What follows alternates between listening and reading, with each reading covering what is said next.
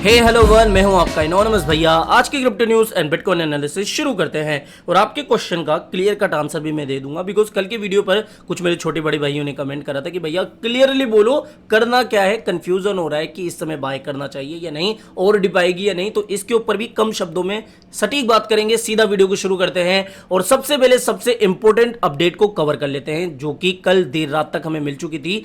US central bank ने जो interest rate है, जो एक्सपेक्टेड भी थी, कल के वीडियो में हमने डिस्कशन करा था कि ट्रेड पंडितों और जो बड़े एनालिस्ट हैं उनका मानना है कि जिस तरीके का सीपीआई नंबर आया है, जो यूएस सेंट्रल बैंक है वो 75 बेसिस पॉइंटों पर अपनी इंटरेस्ट रेट को बढ़ा सकता है, जो कि हमें देखने को मिला। अनाउंसमेंट आ चुकी है कि 75 बेसिस पॉइंटों पर interest rate central bank of US ने बढ़ा दी है और ये 1994 के बाद ऐसा हुआ है, यानी कि सिंस 1994 के बाद में उन्होंने 75 बेसिस पॉइंटों पर जो इंटरेस्ट रेट है वो बढ़ा दी है। अब जब ये इंटरेस्ट रेट एक्सपेक्टेड थी तो लोगों को भी लगा होगा कि यार हाँ ये तो मुझे पता ही था, तो इसलिए इतना सेलिंग प्रेशर नहीं आया। जिस तरीके से सीपीआई नंबर पर हमें मार्केट में नेगेटिविटी देखने को मिली थी ना कि भैया अनएक्सपेक्टेड नंबर आ गए, तब मार्केट में ऐसी सिचुएशन क्रिएट होती है। लेकिन ये नंबर कहीं ना कहीं पहले से लोगों को पता था या फिर उनको लग रहा था, इसलिए इतना नेगेटिव असर देखने को नहीं मिला जितना पड़ना चाहिए था। अगर मान लो उन्होंने इंटरेस्ट रेट काफ़ी ज़्यादा बढ़ाई होती, मान लो 80 85, तो वो अनएक्सपेक्टेड कैटेगरी में आता, तब इसका कुछ ज्यादा असर हमें देखने को मिल सकता था या फिर काफी बड़ा नेगेटिव असर भी देखने को मिल सकता था। और बिटकॉइन का इनफ्लो का क्या हुआ, वेल हाई, बुल ट्रेप या कुछ भी आप इसको बोल सकते हो, इसके बारे में हम वीडियो के लास्ट में डिस्कस करेंगे। पहले न्यूज अपडेट्स को कवर कर लेते हैं। माइक्रो स्ट्रेटेजी से जुड़ी हुई भी एक अपडेट आई है कि माइक्रो स्ट्रेटेजी ने जो अभी रूमर्स मार्केट में फैल रहे हैं कि भैया इनके जो मार्जिन कॉल्स वगैरह है ये लिक्विडेट भी हो सकते हैं, तो इसके ऊपर जो माइक्रो स्ट्रेटेजी है उन्होंने ये क्लियरली बोल दिया कि भैया हमारा जो लिक्विडेशन है वो बहुत ही कम प्राइस पर होगा, यानी कि 3500 के आसपास का इनका लिक्विडेशन प्राइस है। तो अभी इतनी कोई डरने की बात नहीं है और जो भी मार्केट में ये अपडेट आ रही है ये सभी रूमर्स है, इनसे आप दूर रहिए। इस रिपोर्ट में उन्होंने ये सब कुछ बताया है, ओके। और जो अभी माइक्रो स्ट्रेटेजी के शेयर है उनमें भी काफ़ी हमें डाउनफॉल देखने को मिला है ड्यू टू बिटकॉइन की प्राइसेस जितना डंप कर रही है। और आपको पता ही है कि कहीं ना कहीं माइक्रो स्ट्रेटेजी का सीधा नाम क्रिप्टो करेंसी से जुड़ा हुआ है और चूंकि क्रिप्टो या फिर बिटकॉइन की प्राइसेस में एक काफ़ी बड़ा डाउनफॉल देखा गया है, इसलिए इनके शेयर्स में भी अभी हमें एक डाउनफॉल देखने को मिल रहा है। नेक्स्ट अपडेट की बात करें तो यहां पर माइकल सिलर ने एक थोड़ा सिग्नल दिया है या फिर कह सकते हैं कि उन्होंने ये बोला है कि आइडली जो एंट्री पॉइंट होना चाहिए था वो अभी है बिटकॉइन के लिए, यानी कि इस समय आपको बिटकॉइन को थोड़ा बहुत बाय करना शुरू कर देना चाहिए। माइकल सिलर ने ऐसा एक इंटरव्यू में कहा। इसके बारे में भी मैं वीडियो के लास्ट में डिस्कशन करूंगा और इसी से जुड़ा हुआ हमारा टॉपिक भी होगा कि क्या ये डिप थी या नहीं थी। नेक्स्ट अपडेट की बात करें तो जो बिल गेट्स है उन्होंने क्रिप्टो और एनएफटी के लिए एक स्टेटमेंट दिया है कि भैया जो क्रिप्टो है, एनएफटी है, वो ग्रेटर फूल थ्योरी के अकॉर्डिंग काम कर रही है। या फिर ये हमें पता है कि इन्होंने पहले भी क्रिप्टो को लेकर कुछ नेगेटिव स्टेटमेंट दिए थे। हमने अच्छी तरीके से डिस्कशन करा था कि भैया जो टेक जायंट से, चाहे इलॉन मस्क हो या फिर जैक डॉर्से हो, वो एक अलग दल में आ चुके हैं और जो वॉरेन बफेट हो या फिर बिल गेट्स हो, ये एक दूसरे दल में आ चुके हैं। यानी कि जो बिलियनर्स है वो डिवाइड हो चुके हैं क्रिप्टो को लेकर, क्रिप्टो के अपने अपने माइंडसेट को लेकर। तो बिल गेट्स ने ये स्टेटमेंट दिया है कि भैया जो बिटकॉइन एंड एनएफटीज है वो ग्रेटर फूल थ्योरी के ऊपर काम कर रहा है या फिर इसी के ऊपर ये बेस्ड है।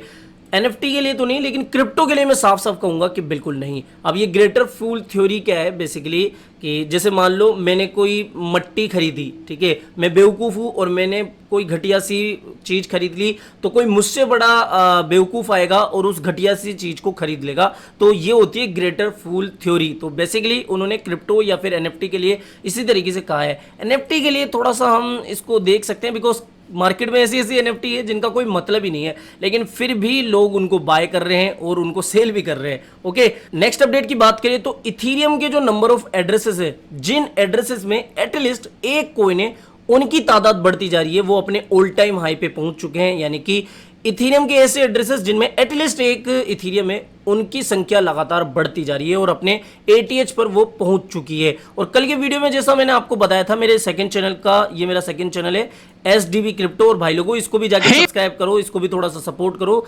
लगभग 11,000 तो करा ही दो आज की तारीख में। ओके, तो यहां पर इस अपडेट में मैंने आपको बताया था कि जो नंबर ऑफ इथीरियम एड्रेसेस हैं जो कि अभी लॉस में चल रहे हैं उनकी तादाद बढ़ती जा रही है, लेकिन अब जो ग्लास नोड अलर्ट है वहां से हमें अपडेट देखने को मिल रही है जो नंबर ऑफ इथीरियम एड्रेसेस है जिनमें एक इथीरियम में उनकी तादाद बढ़ती जा रही है। नेक्स्ट अपडेट की बात करें तो ब्राजील में एक प्रपोजल अभी देखा जा रहा है जो कि बिटकॉइन को crypto as a legal financial asset का दर्जा दे सकता है, या फिर वहां पर बिटकॉइन क्रिप्टो करेंसीज को लीगल फाइनेंशियल एसेट का दर्जा दिया जा सकता है। नेक्स्ट अपडेट की बात करें तो जैसा हमने डिस्कस करा था कि रशियन पार्लियामेंट में ये बिल पास हो सकता है कि crypto currency as a payment वहां पर बैन हो जाए। तो ये जो बिल है कल पास हो चुका है रशियन पार्लियामेंट में, जिसमें यह है कि भैया आप क्रिप्टो करेंसीज को या फिर डिजिटल एसेट्स को एज अ पेमेंट यूज नहीं कर सकते हो। तो इसकी अपडेट मैंने टेलीग्राम पर आपके साथ ऑलरेडी शेयर कर दी थी, इसलिए बार बार कहता हूं कि टेलीग्राम को ज्वाइन कर लिया करो, बिकॉज मार्केट से आने वाली हर एक इंपॉर्टेंट अपडेट, ब्रेकिंग अपडेट सबसे पहले मैं टेलीग्राम पर बिल्कुल फ्री ऑफ कॉस्ट आपके साथ शेयर करता रहता हूं। तो अब तक आपने ज्वाइन नहीं किया है तो भैया क्या कर रहे हो, लिंक आपको वीडियो की डिस्क्रिप्शन बॉक्स में दिया हुआ है, तो जाके जरूर से इसको ज्वाइन कर लेना। तो एक थोड़ी नेगेटिव अपडेट ये भी थी मार्केट के लिए, लेकिन फिर भी इसका इतना असर हमें देखने को नहीं मिला। नेक्स्ट अपडेट है टीआरएक्स से जुड़ी हुई। देखो जो यूएसडीडी है, मैं क्लियरली कह रहा हूं, अगर आपका इन्वेस्टमेंट या फिर आपका जो फिएट है यूएसडीडी के अंदर रखा हुआ है तो थोड़ा सा आप उसको कन्वर्ट करके कुछ अच्छे स्टेबल कॉइंस की तरफ मूव कर सकते हो, लेकिन जो यूएसडीडी है वो अभी खतरे के दायरे में है, बिकॉज डीपेगिंग जो है अभी भी है 97-98 सेंट के आसपास चल रहा होगा। सो इससे रिलेटेड एक मार्केट से अपडेट आई है कि 2.5 बिलियन टीआरएक्स रिमूव हुए बाइनेंस एक्सचेंज से ट्रोन के द्वारा, ट्रोन फाउंडेशन के द्वारा यूएसडीडी के डी पेग को बचाने के लिए या फिर उसको वापस से $1 के पेग तक लाने के लिए।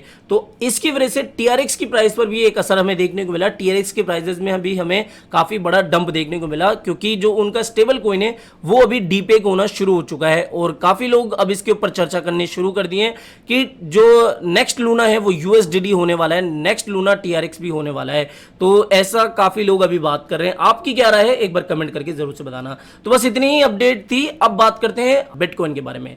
यहां पर देखो ये जो 200 में है, मल्टीपल टाइम इसके ऊपर डिस्कस कर लिया है तो बार बार अब डिस्कशन नहीं करेंगे। मेन मतलब की बात यह है कि लगभग 1.5 लाख बिटकॉइन का इनफ्लो हुआ है। 1.5 लाख बिटकॉइन का इनफ्लो छोटा मोटा इनफ्लो नहीं होता, और जो आपको भी ये थोड़ी बहुत पंपिंग देखने को मिल सकती है, मे बी ये एक डेड कैट बाउंस हो सकता है, मे बी बिटकॉइन की प्राइस थोड़ा और डाउन में जाती हुई देखने को मिल सकती है। क्यों मैं ऐसा कह रहा हूं, क्योंकि वेल हाइप के बारे में हमने ऑलरेडी डिस्कशन करा हुआ है। मैंने आपको अच्छी तरीके से समझाया है कि जब भी बीटीसी का इनफ्लो वेल्स की तरफ से आए तब वो एक वेल हाइप सिचुएशन क्रिएट कर सकता है, क्योंकि 20,000 एग्रीगेटेड इनफ्लो टू बाइनेंस, ऐसा हमने पहले भी देखा हुआ है। याद हो आपको 18,000 बिटकॉइन इनफ्लो के केस में, ठीक है। तो यहां पर मे बी ये एक डेड कैट बाउंस हो सकता है। मैं अभी भी देख रहा हूं बिटकॉइन की प्राइस एटलीस्ट 18,000 $19,000 तक तो आनी ही चाहिए। लेकिन जो आपका क्वेश्चन है भैया इस समय क्या करे, बाय करे या नहीं करे, या बिटकॉइन की प्राइस और भी ज्यादा गिरेगी। देखो एक्चुअल बॉटम तो किसी को पता नहीं होता, और जो अभी सिचुएशन है और अभी जिस तरीके की बिटकॉइन की प्राइस चल रही है, मैं तो यही कहूंगा, मान लो आपके पास 100 रुपए है और आप इन्वेस्ट करने के बारे में सोच रहे हो, तो एटलीस्ट आपको 25 रुपए, 20 रुपए या फिर 15 रुपए तो इस प्राइस पर ही बिटकॉइन में डालना चाहिए, क्योंकि एक्चुअल बॉटम किसी को नहीं पता होता। और मान लो सपोज बिटकॉइन की प्राइस यहां से 14,000 तक भी आ गई, एक विक लग गई और वो विक 2 घंटे के अंदर ही वापस से एक कैंडल के अंदर तब्दील हो गई, यानी कि कुछ ही समय के अंदर बिटकॉइन की प्राइस 14,000, 15,000, 18,000 जो भी आप मान लो उस लेवल को टच करके वापस से 20,000, 22,000 के जोन में आ जाती है। देखा जाए तो आपको उतना मौका नहीं मिलेगा। हालांकि आप ऑर्डर प्लेस कर सकते हो, लेकिन ये जो अपॉर्चुनिटी है इसको भी खोना नहीं चाहिए, मैं तो यही कहूंगा। और एज ए इन्वेस्टर आपको तो ये पता होना चाहिए कि भैया मेरे को तो लॉन्ग टर्म में इन्वेस्ट करना है, तो थोड़ा सा कम डिस्काउंट पर अभी मिल रहा है, मे भी हो सकता है कि आगे थोड़ा सा और डिस्काउंट मुझे मिल जाए, तो उसी तरीके की स्ट्रेटेजी बनानी चाहिए। तो अभी भी देखा जाए तो 200 MA के आसपास है, तो यहां भी थोड़ा बहुत हमें बाय कर लेना चाहिए। ज्यादा की नहीं बोल रहा हूं, एटलीस्ट 15%, 20% के आसपास तो उठाना ही चाहिए। और बाकी आप देख सकते हो कि आपको क्या करना चाहिए। लेकिन ये कि जिस तरीके की कंडीशन बनी हुई है ना, यहां से बिटकॉइन के गिरने के चांसेस तो लग रहे हैं। देखो टू बी ऑनेस्ट मैं बोल रहा हूं, मुझे तो लग रहे हैं।